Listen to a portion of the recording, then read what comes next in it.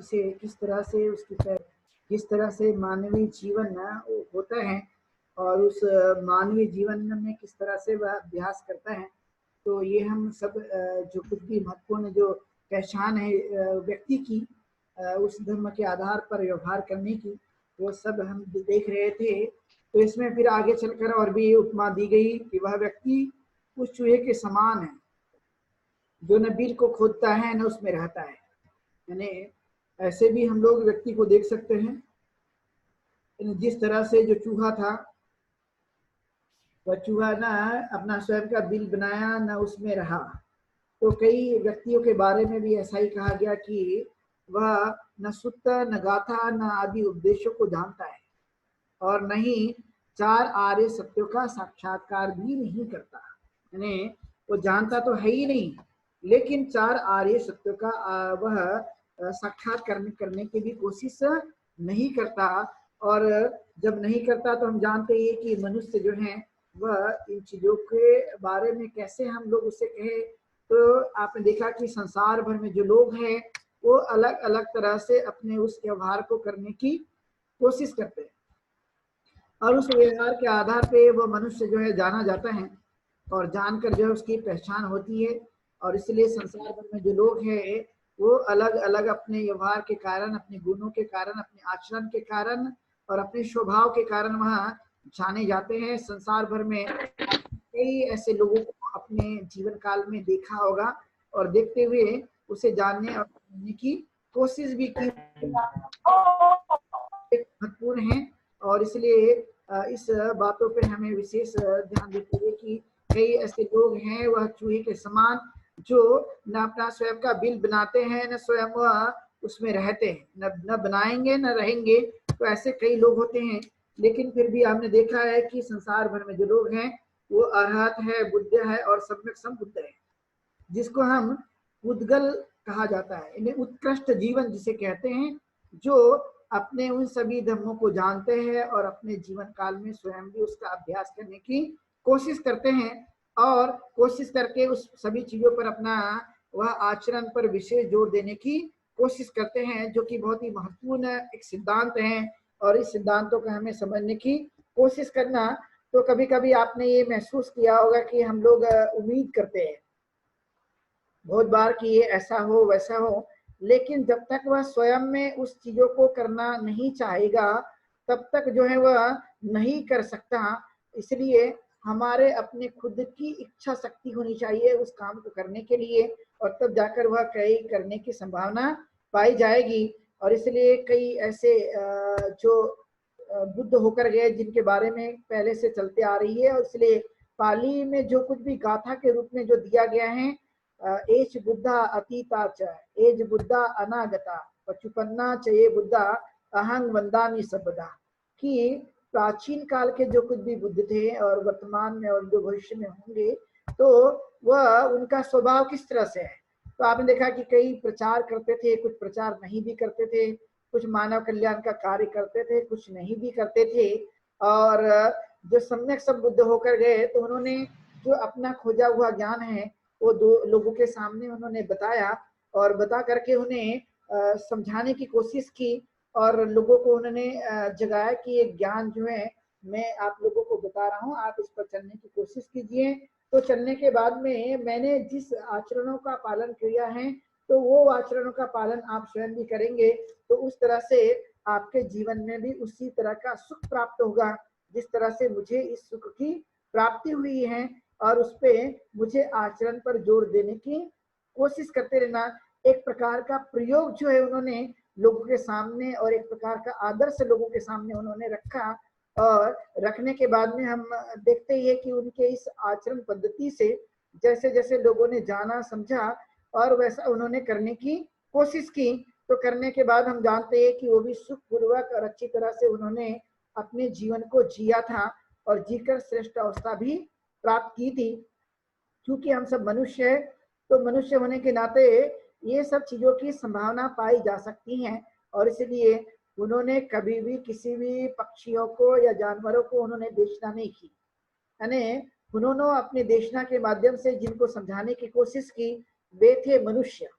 और उस मनुष्य को उन्होंने अपने जीवन काल में उस बातों पर जोर देने की कोशिश कराई कि आप इस धम्म आचरण का पालन कीजिए और स्वयं साक्षात्कार करने की कोशिश कीजिए। और जब स्वयं साक्षात्कार करने की मनुष्य कोशिश करता है तो उस कोशिश के कारण, साक्षात्कार करने के कारण जो है वह उन तमाम बातों को जान सकता है अपने अनुभव के लेवल पर, कि जैसे बुद्ध ने जाना था, जैसे सम्यक संबुद्ध ने जाना, जैसे अरहत ने जाना, उसी तरह से उन चीजों को स्वयं भी आचरण में उतारते हुए जान सकता है और उसको अपने जीवन काल में उतार सकते हैं। तो ऐसा एक बड़ा प्रयोग संसार भर में कभी किसी ने नहीं किया था जो तथागत गौतम बुद्ध ने करके दिखाया, क्योंकि उन्होंने इस प्रयोग करने के लिए वह इंसान के लिए छोड़ दिया। कि जब मैं आप लोगों को जो प्रयोग करके बताने या करने के लिए कह रहा हूँ, तो ये सिर्फ मैं नाम मात्र के लिए नहीं है। तो ये इसलिए कह रहा हूँ कि आप इन चीजों को अपने जीवन काल में उतारते हुए कैसे आप आगे बढ़ सकते हैं, और इस प्रयोग को करते हुए हम इन चीजों को अपने जीवन काल में कैसे उतार सकते हैं। तो इस पर उन्होंने बल देने की कोशिश की, और उस बल के सहारे लोगों ने जब प्रयोग करना शुरू कर दिया, तो प्रयोग करने के कारण उस काल में, तथागत गौतम बुद्ध के काल में, बहुत सारे लोगों ने इस प्रयोग को करके देखा कि क्या तथागत जो बोलते हैं वो करने के बाद में उन चीजों को अपने जीवन काल में लाया जा सकता है या नहीं लाया जा सकता। तो ऐसे कई प्रकार के सवाल उन्होंने अपने आप से करते हुए उन चीजों को उन्होंने अपने प्रयोग में लाया। तो लाने के बाद में हुआ कि तथागत ने जो बोला है ये सही रूप में उन्होंने बोला या नहीं बोला, तो लोगों ने उस काल में करके देखा। तो करने का जो परिणाम सामने आया कि सही में ये करने के बाद में उन चीजों को मनुष्य प्राप्त करता है, उसे अपने जीवन काल में उतार लेता है। और इसीलिए उन्होंने कहा कि ये धम्म आचरण जीवन पद्धति जो है हमें अपने लिए करने पर जोर देने की कोशिश करता है, और नहीं तो जो मनुष्य बहुत कुछ जानता तो है लेकिन जानने के बाद में उसे इम्प्लीमेंट पर जोर नहीं देता, उसे अपने आचरण पर उतारने की कोशिश नहीं करता। तो जानते हुए भी जब नहीं उतारता है या नहीं उसको अपने आचरण में लाता है, तो आपने देखा कि वो जीवन में चीजें जो है बदलती नहीं है, वो वैसी की वैसी ही रह जाती है। और इसलिए जानना और मानना दोनों में बड़ा फर्क होता है। जानते तो हैं लेकिन जानकर मानने में बड़ा ये फर्क माना गया कि हम जानकर मानने की कोशिश करें। जब हम इस बातों पर उतरते हैं तो सही मायने में जो तथागत गौतम बुद्ध ने दुख का अंत करने के लिए कहा है, वो चाहे दुख अलग अलग प्रकार के हो सकते हैं, नाना नाना प्रकार के हो सकते हैं, तो उन दुखों का हम इसी जीवन में अंत कर सकते हैं। और वो दुख जो है हमारे इर्द गिर्द भी नहीं रहेगा। जिस तरह से हमारी परछाया हमारा कभी वो साथ नहीं छोड़ती, तो उसी तरह से धम्म आचरण करने के बाद में, अपने जीवन में उसका इम्प्लीमेंट करने के बाद में हमारे साथ सुख भी वैसा ही खड़ा रहता है जैसे मनुष्य के साथ में न छोड़ने वाली छाया, यानी वह हमेशा बनी रहती है। तो उस तरह का सुख भी मनुष्य को प्राप्त होते रहता है। और इसलिए तथागत गौतम बुद्ध का जो धम्म नीति जीवन पद्धति का जो तत्व है, यह मनुष्य के जीवन में इसी लोक में सुख प्राप्त करने के लिए ये सबसे महत्वपूर्ण बात है। और इसलिए इन चीजों को, इन तत्वों को हमें समझने की कोशिश करना कि यदि मैं बोलता भी हूँ तो बोलने के बाद उन चीजों को अपने जीवन काल में उतारने की कोशिश करें। और जैसे उतारने की कोशिश करते जाऊंगा तो मेरे चित्त में, मेरे जीवन में वह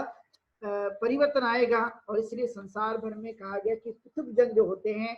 जो खास पहचान होती है जिन लोगों की, और वह अपने जीवन काल में उन तत्वों को आचरण में उतारने पर विशेष बल देने के लिए हमेशा तत्पर होते हैं। लेकिन जो मैंने 4 उपमाओं को माध्यम से समझाने की कोशिश की कि किस किस तरह से मनुष्य का स्वभाव बना रहता है, कि किस किस तरह से मनुष्य अपने जीवन काल में व्यवहार करने की कोशिश करता है, और उसमें किस तरह से अपने जीवन काल में वह परिवर्तन लाने के लिए कोशिश करता है। तो ये कहा जाता है कि हमने कई चीजों में अपने जीवन काल में उन तत्वों को आचरण पर विशेष बल देने की कोशिश करते रहना, जो कि बहुत ही जरूरी माना गया है। जैसे आपने देखा हो कि हमने बहुत बार इस बातों को कही है कि कई बार ये बातें उत्पन्न हो जाती है और कई लोग इस पर विश्वास भी करते हैं। तो आपने देखा कि कई लोग विश्वास करते हैं कि आत्मा है, परमात्मा है, ईश्वर है, दिव्य शक्तियां है, चमत्कार है, भूत है, प्रेत है, अंधविश्वास, पाखंड है और कई प्रकार की गलत गलत धारणाएं हैं। ऐसे कई लोगों पर आपने देखा होगा कि लोग मानते चले जाते हैं और एक बिलीव यानी जिसे फेथ कहते हैं, विश्वास और एक श्रद्धा के साथ में लोग उसको मानने की कोशिश करते हैं। लेकिन जब यथार्थ रूप में हम लोग अपने आचरण में उन तत्वों को उतारने की यदि हम कोशिश करेंगे तो सही रूप में हम उसे जान सकते हैं कि भाई मैं इसका अंदर से मैं साक्षात्कार किया है कि इसका कोई असर या कोई प्रभाव या कोई अस्तित्व इनका नहीं है। तो अपने स्वयं के द्वारा उस चीजों का साक्षात्कार कर लेना और साक्षात्कार करके उसे अपने जीवन काल पर जोड़ देने की कोशिश करना। और इसलिए कहा जाता है कि जो अरहत की अवस्था होती है, तो ये अरहत की अवस्था में क्या मनुष्य जो है उन सभी चीजों को प्राप्त करने के बाद में क्या वह इन चीजों को पतित नहीं हो सकता? तो आपने देखा कि ऐसे समय में ऐसी चीजों की संभावना कम पाई जाती है। यानी जब मनुष्य उस लेवल पर पहुंच जाए तो लेवल पर पहुंचने के बाद में अरहत की अवस्था को प्राप्त करने के बाद में क्या ऐसे व्यक्ति का पीछे आना संभव है क्या? तो ऐसा कहा जाता है जीवन काल में कि उस व्यक्ति का पीछे आना यानी वह पीछे की अवस्था या उस लेवल पर आना असंभव हो सकता है। यानी अरहत जो है जिस अवस्था में पहुंचा है तो उस अरहत की अवस्था जो है पीछे आने की संभावना वहां पर कम पाई जा सकती है। यानी वो अपनी जिस अवस्था में पहुंचे हैं तो पीछे आने की उसकी कोई संभावना नहीं पाई जाती है, अर्थात उन्हें अपने जीवन को पवित्र बनाए रखने की जो कुछ भी शक्ति होती है जिसे हम संयम के नाम से जानते हैं वो हमेशा उनके पास बना रहता है और इसलिए वह एक प्रकार से उनका पतन होने की कोई भी संभावना नहीं पाई जाती है। और इसलिए वह अपने जीवन काल में बिल्कुल ही दृढ़ निश्चय के आधार पर वो जान चुके होते हैं कि ये जो मैंने अवस्था प्राप्त की है तो मुझे अब पीछे मुड़कर नहीं देखना है। लेकिन यह मानसिक लेवल पर तो होता है, लेकिन शारीरिक लेवल पर जो क्षमताएं होती हैं तो शरीरात्मक क्षमताएं जो होती हैं शारीरिक जिसे कहते हैं, तो उसमें कई चीजें जो होती हैं वो होने की संभावना पाई जाती है जो साधारण मनुष्य के साथ में भी घटना घटित होती है। यानी ये मतलब नहीं कि यदि अरहत बन जाएगा तो भूख नहीं लगेगी, यदि अरहत बन जाएगा तो उसे ऑक्सीजन लेने की जरूरत नहीं पड़ेगी, यदि अरहत बन जाएगा इसलिए उसको आराम करने की जरूरत नहीं पड़ेगी, यदि अरहत बन जाएगा तो वह कोई मरेगा नहीं, ऐसा नहीं है। प्राकृतिक रूप से जो कुछ भी नियम है वो नियम सभी मनुष्य पे जैसे लागू होते हैं वैसे ही अरहत या बुद्ध बनने के बाद में उन लोगों पर भी लागू होते हैं। लेकिन मानसिक रूप से वो बहुत ही उस अवस्था को प्राप्त हो जाते हैं जहां पर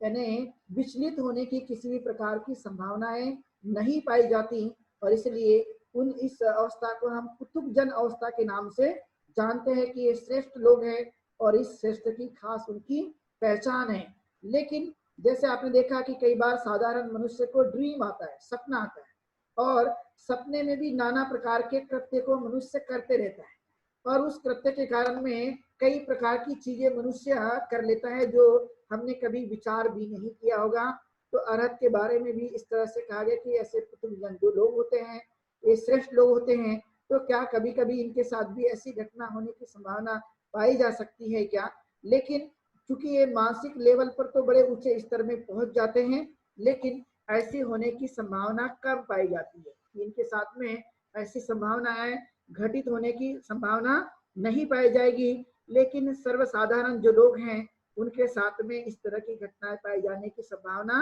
हो सकती है क्योंकि वे मानसिक और शारीरिक लेवल पे कमजोर पाए जाते हैं।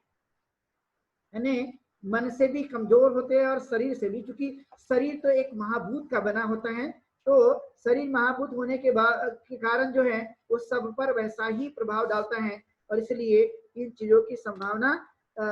ये दोनों में एक प्रकार से मानसिक और शारीरिक रूप से वह अलग अलग पाई जाती हैं। और फिर कहा गया कि क्या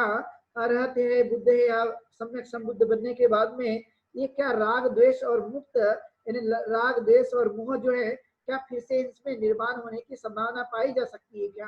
तो कहा जाता है कि इनमें संभावना की यानी इसमें किसी भी प्रकार की संभावना नहीं है, मतलब असंभव है। यहाँ पर उनके चित्त में इस तरह के चीजों का पाया जाना मुश्किल है क्योंकि इन चीजों से वे ऊपर उठ चुके हैं और ऊपर उठने के कारण इनमें इस तरह की संभावना नहीं पाई जा सकती, और इसलिए ये अपने धर्म का आचरण करने पर विशेष बल देते हुए अपने जीवन को जीने की कोशिश करते हैं, और इसलिए इनके जीवन में कभी दुख आने की कोई संभावना नहीं पाई जाती। यानी जो दुख होता है, जो आपने सर्वसाधारण के जीवन में देखा होगा, वो एकाएक से बहुत ही जल्दी निर्माण हो जाता है। यानी थोड़ा सा भी असंतुलन आ जाए तो थोड़े से असंतुलन में मनुष्य वह अपने चित्त की उन प्रवृत्तियों को बहुत ही कमजोर करते हुए असंतुलित बन जाता है। लेकिन ये जो अपने जीवन काल में पहुंच गए अवस्था में, उस अवस्था में, श्रेष्ठ अवस्था में, तो वहां कोई संभावना पाई जाने की संभावना नहीं पाई जाती है। और फिर कहा गया, क्या भिक्षुओं के साथ साथ उपासकों या उपासिकाओं का अरहत बनना संभव है क्या? ये खास महत्वपूर्ण बात है। तो कहा जाता है कि अरहत तो बना जा सकता है, लेकिन ऐसे लोगों की संसार यानी सांसारिक रूप से जो कि भी गृहस्थ का जो कुछ भी जीवन है उससे वह ऊपर उठ जाते हैं, यानी वैसे वे बने नहीं रहते, और इसलिए उन चीजों से यह ऊपर उठ जाते हैं। और फिर कहा गया कि ये भूतकाल और भविष्य की किसी भी प्रकार की इनके मन में चिंताएं नहीं पाई जाती है। जो इस तरह के श्रेष्ठ लोग हो जाते हैं तो उनके मन में भूतकाल और भविष्य के बारे में कोई भी ये चिंतित नहीं होते। ये लोग अपने जीवन को वर्तमान में लगाकर ही जीवन जीने की कोशिश करते हैं। और फिर कहा गया कि इनकी जो वाणी है वो संयमित हो जाती है, यानी एक प्रकार से अपनी वाणी पे संयम हो जाता है, तो एक प्रकार की संयमित वाणी हो जाती है, और इसलिए वो उस ढंग से अपने जीवन को जीने के लिए हमेशा तत्पर होते हैं। और फिर कहा गया कि अपने जीवन काल में वह एक प्रकार से विश्वास को बनाए रखते हुए अपने जीवन को जीने की कोशिश करते हैं। और सभी संस्कार अनित्य हैं, यानी संस्कार जो है मानव के जीवन में वो अनित्य हैं, इस बात पर भी विशेष बल देकर, जोर देकर वो समझने की कोशिश करते हैं, और इसलिए वह अपने संस्कार को बनने नहीं देते, यानी जो बन चुके हैं लेकिन पुनः वह निर्माण होने नहीं देते, और इसलिए उनके जीवन में अस्थिरता निर्माण नहीं होती, क्योंकि वह इस संस्कार के उस कार्य को जानने की कोशिश करते हैं, और इसलिए एक प्रकार से दुख मुक्त हो जाते हैं, और दुख मुक्त होने के बाद में इस तरह की भावना उनकी पाई जाती है। और फिर कहा गया कि जो सम्यक संबुद्ध हो जाते हैं तो इनके पास बल जो होता है 10 बल, ये हमेशा बना रहता है, यानी इसमें किसी भी प्रकार की वह क्षीणता नहीं पाई जाती है, कमजोर नहीं होता है, और ये सतत रूप से बने रहते हैं। और इसलिए इनकी जो कुछ भी क्रिया है एक प्रकार से प्रकृति के सामान्य रूप की तरह बन जाती है, यानी जिस तरह से आपने प्रकृति की उस सभी नियमों को जानते हुए समझते हुए देखा होगा, तो एक साधारण और एक सामान्य तौर से जीवन यापन की संभावना पाई जाती है, और ये इस तरह का अपने जीवन को जी कर अपने जीवन जीते समय ये इस तरह का जीवन जीने की कोशिश करते हैं। और फिर कहा गया कि कई तरह के आपने देखा होगा कि मनुष्य को कई चीजों में बड़ी आसक्ति बनी रहती है, लेकिन इस तरह के जो कुछ भी लक्षण वाले लोग होते हैं, जो उत्कृष्ट लेवल पर पहुंचे, जिसे पुस्तक जन कहा जाता है, तो इसमें इनमें आसक्ति की कोई संभावना नहीं पाई जाती, यानी आसक्त से ये मुक्त हो जाते हैं, और इस तरह के अपने जीवन काल में उत्कृष्ट जीवन जीने की कोशिश करते हैं, और ये कोशिश में हमेशा कामयाब होते हैं। और ये ऐसे लोग जो हैं अपने साथ साथ दूसरों के कल्याण के बारे में विचार करते रहते हैं कि मैंने तो कल्याण किया है, मैंने तो सुखपूर्वक जीवन जिया है, लेकिन मेरे साथ साथ दूसरों का भी कल्याण हो, दूसरों का भी मंगल हो, दूसरे भी दुख मुक्त हो, उसके बारे में वे विचार करते रहते हैं। एक प्रकार से उनके जीवन में कल्याणकारी विचार की जो भावना है वो ज्यादा उत्पन्न होते रहती है, और वो उस उत्पन्न होने के कारण उस तरह से जीवन जीने के लिए वो हमेशा लगातार अपनी कोशिश में लगे रहते हैं, और इसलिए उनके जीवन में किसी भी प्रकार का अंधविश्वास नहीं पनपता। मैंने कहा जाता है कि जो हमारे लिए जो मार्ग उत्तम मार्ग मिल गया, तो इस उत्तम मार्ग में हमेशा वह बने रहते हैं, और इस संसार के उन नियमों को आचरण पर विशेष बल देने की कोशिश करते हैं, और इस कोशिश के साथ में वह हमेशा जुड़े रहते हैं, जिसकी संभावना मनुष्य के जीवन के लिए एक बड़ी महत्वपूर्ण रूप से पाई जाती है। यानी हम ये कहें तो मन, काया और वाचा का जो भी कार्य है उसमें ये बिल्कुल संयम के साथ में जीवन जीने की हमेशा कोशिश करते हैं और उसमें अपने आचरण पर विशेष बल देने की कोशिश करते हैं। और जो अपने इंद्रियों के माध्यम से जो कुछ भी वह ग्रहण करते हैं तो उसमें अच्छा और कल्याणकारी चीजों पर भी विशेष जोर देते हैं कि जो कुछ भी मैं अपने इंद्रियों के माध्यम से ग्रहण करने की कोशिश करूंगा यह उत्तम और मनुष्य के जीवन के लिए कल्याणकारी होगा। इस पर मैं जोर देने पर विश्वास करता हूं और इसे मैं अपने जीवन काल में उतारने पर हमेशा बल देने की कोशिश करूंगा। यही मेरे लिए खास महत्वपूर्ण एक पहलू है और इस पहलू को अपने जीवन काल में उतारते हुए मैं आगे बढ़ने की कोशिश करते रहूंगा, क्योंकि मुझे पीछे आना नहीं है। और इसीलिए ऐसे जो लोग हैं वो अपने आश्रयों को भी समाप्त कर देते हैं, यानी चाहे वह काम आश्रय हो, भव आश्रय हो, या दृष्टि आश्रय हो, या अविद्या आश्रय हो, इस तरह के जो आश्रय हैं उस आश्रयों को भी वे छीन कर देते हैं और फिर से उसे उठने नहीं देते और उसका पूरी तरह से निरोध कर देते हैं। और ये निरोध होने के कारण फिर से यहाँ जन्म नहीं लेते। और इसलिए खास बात है कि अपने पुण्य का बहुत ज्यादा संचय करते हैं और पुण्य का संचय करने के कारण इनकी, जिसे हम कहते हैं कुशलस्य उपसंपदा, जिसे हम पाली में कहा जाता है कि ऐसे कार्य को करते करते करते जो है वो कुशल कार्यों का बहुत ज्यादा संपादन कर देते हैं और इसलिए इनका चित्त एकदम निर्मल बन जाता है। यानी एक प्रकार से इनका चित्त में जो है वो निर्मल बन जाता है, क्योंकि ये कुशल कार्यों का बहुत अधिक मात्रा में संपादन कर लेते हैं और उसे अपने जीवन काल में बढ़ाने की कोशिश करते हैं, जो कि बहुत ही जरूरी है। तो मैं अधिकतर एक स्टोरी बताया करता हूँ कि एक हम जानने की कोशिश करें कि मान लिया जाए कोई बहुत बड़ा अच्छा नाविक है और वह नाविक नाव को चलाना अच्छा जानता है, लेकिन जानते जानते मान लिया जाए कि यदि नदी में पानी है और नाव भी है तो उस नाव को उस नदी में अच्छी तरह से एक ओर से दूसरी ओर ले जा सकता है। यदि मान लिया जाए कि एक नाविक ने पहले तो पानी होने की वजह से नदी में अपनी नाव को एक किनारे से दूसरे किनारे पर लेकर चले गया, लेकिन यदि मान लिया जाए नदी है और नदी में पानी नहीं है, लेकिन नाविक बहुत बुद्धिमान है और नाव भी है और लेकिन पानी नदी में नहीं है, तो उस नदी में पानी ना होने की वजह से, बुद्धिमान नाविक होने की वजह से और एक नाव भी होने की वजह से एक किनारे से दूसरे किनारे में नाव को ले जाना काफी मुश्किल है। आपने महसूस किया होगा, यानी नाव को एक किनारे से दूसरे किनारे के लिए एक नाविक का होना जरूरी है, एक नाव का होना जरूरी है और नाव को उस तैरने के लिए पानी की सतह होना जरूरी है। यानी पानी होगा तभी नाव जो एक किनारे से दूसरे किनारे में जाएगी। और इसलिए कहा जाता है कि मनुष्य के जीवन में कुशल कर्म का संपादन आवश्यक है, जो आज के समय में जिसे हम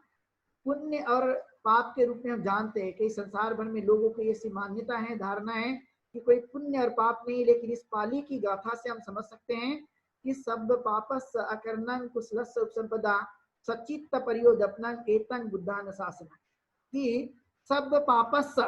यानी सब यानी सभी, पाप यानी पाप, अकर्णन मतलब जो भी पाप होगा मैं उसको बिल्कुल भी नहीं करूंगा और कुशलस्य उपसंपदा यानी कुशल का मैं संपादन करूंगा और चित्त की परिशुद्धि करूंगा, यानी यही मेरे लिए धर्म है, यही मेरे लिए शिक्षा है। तो चित्त की परिशुद्धि करते रहूंगा। तो कहने का तात्पर्य ये है कि हमें अपने जीवन काल में पुण्य का संचय करना चाहिए, पुण्य को अपने जीवन काल में बढ़ाने की कोशिश करना चाहिए, अर्थात कुशल को बढ़ाने की हमने कोशिश करना चाहिए। और इसलिए यह नैतिकता के आधार पर जिया गया जीवन वो हमारे लिए सुखदायी होगा और हमें उसे अच्छी तरह से हम जी पाएंगे। और इसलिए इस पे हमें विशेष बल देने की कोशिश करते रहना, जो कि बहुत ही जरूरी है। और इसलिए यह जो कुतुब जन होते हैं अपनी लौकिक जीवन को, यानी साधारण जो मनुष्य होते हैं वह इस तरह के जीवन को जीते हुए वह उस अवस्था तक पहुंच जाते हैं और पहुंचकर अपने सारे आश्रयों को छोड़ते हुए, सारे बंधनों से मुक्त होते हुए अपने जीवन को उस उत्कृष्ट अवस्था में ले जाने के लिए खुद आचरण पर जोर देने की कोशिश करते हैं। तो अर्थात चाहे अरहत हो, चाहे बुद्ध हो, चाहे सम्यक बुद्ध हो, ये सभी लोग अपने खुद के जीवन में आचरण करने की कोशिश करते हैं। और इसीलिए यह कोई जन्म नहीं लेते, जन्म लेने के बाद में इन्हें प्रयास करना होता है और प्रयास करके उन अवस्था में पहुंचने की कोशिश करना होता है, जो कि बहुत ही जरूरी है। तो हमने ये देखा है कि जो पुथुक जन होते हैं और अपने मन का किस तरह से तालमेल है कि हम अपने जीवन काल में अपने उस अच्छाइयों को यदि हम बढ़ाते रहें और अपने जीवन में इन कार्यों का संपादन करते रहें, तो मनुष्य की जो चित्त की अवस्था है वो पूरी तरह से बढ़ने लगती है। मनुष्य का मन जो है एक प्रकार से उन चीजों को ग्रहण करते रहता है, और इसलिए मनुष्य जो है अरहत बुद्ध और सम्यक संबुद्ध की अवस्था तक भी पहुंच जाते हैं। और ये मनुष्य के अंदर में एक संभावना है कि मनुष्य इन चीजों को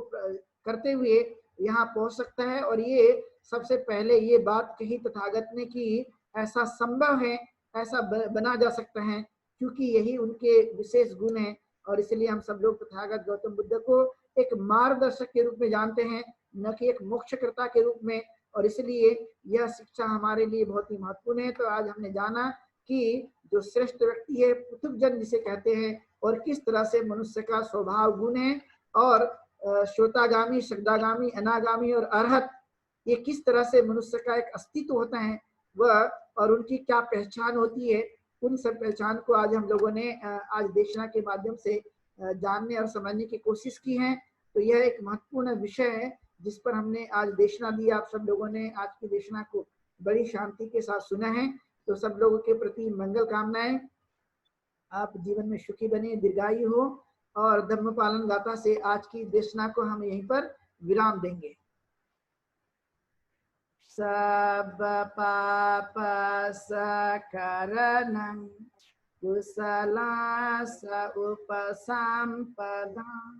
सचित परियोदपनं एकं बुधानासनं धम्मं चरे सुचरितं नतं दुचरितं चरे धम्मचारी सुखं सेति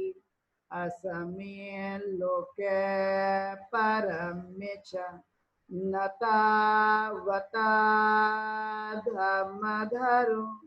यावता बहुभासति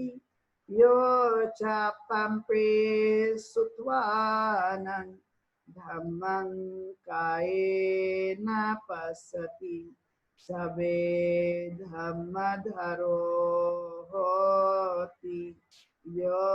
धम्मं न पमच्छति नति मे शरणं गह्यं बुद्धो मे शरणं वरम् एतेन सच्चवचेन होतु ते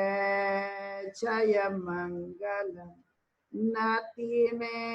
शरणं गह्यं धम्मो मे शरणं वरम् एतेन सच्चवचेन होतु ते जयमङ्गलम् नति मे शरणं गह्यं संघो मे शरणं वरम् एतेन सच्चवचेन होतु ते जयमङ्गलम् नमो बुद्धाय नमो धम्माय नमो संघाय साधु साधु साधु।